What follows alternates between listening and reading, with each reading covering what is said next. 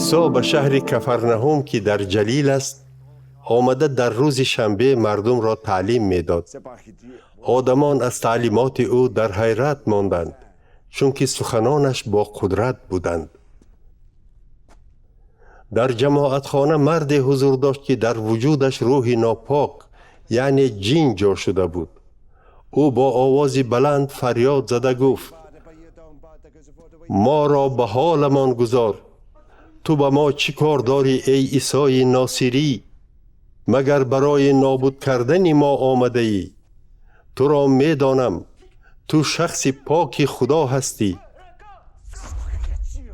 ولی عیسی جن را سرزنش کرده فرمود: خاموش شو و از وی بیرون برو. جن مرد را در پیش نظر همه به زمین پرتافت و به آن مرد هیچ ضرر نرسانده از وی بیرون برآمد.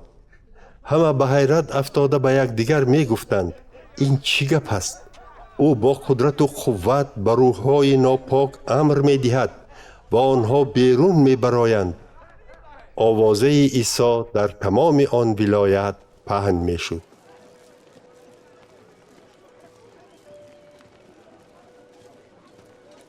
عیسی از جماعتخانه برآمده به خانه شمعون نام مردی رفت. خوشدامن شمعون تبی بلند داشت و از عیسی خواهش کردند که به این زن یاری دهد. عیسی بالای سر او خم شده به تب فرمان داد و آن پست شد. زن در حال از جایش خسته به مهمانداری آنها مشغول شد. وقتی غروب آفتاب همه آنهایی را که به کسلی‌های گوناگون گرفتار بودند به نزد عیسی آوردند. او دست خود را بالای هر یکی از آنها می گذاشت و شفا می داد.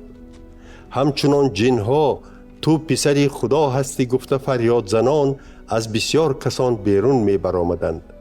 اما او آنها را سرزنش کرده با آنها اجازت گپ زدن را نمی داد، چون که آنها می دانستند که او مسیح خدا است.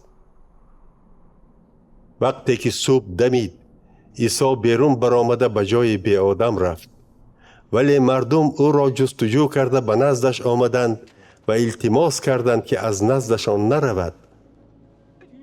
او باشد به آنها گفت: من باید خوشخبری پادشاهی خدا را به شهرهای دیگر هم برسانم، چون که با همین مقصد فرستاده شدم. و او در جماعتخانه های تمام سرزمین یهودیه خوشخبر را اعلان میکرد.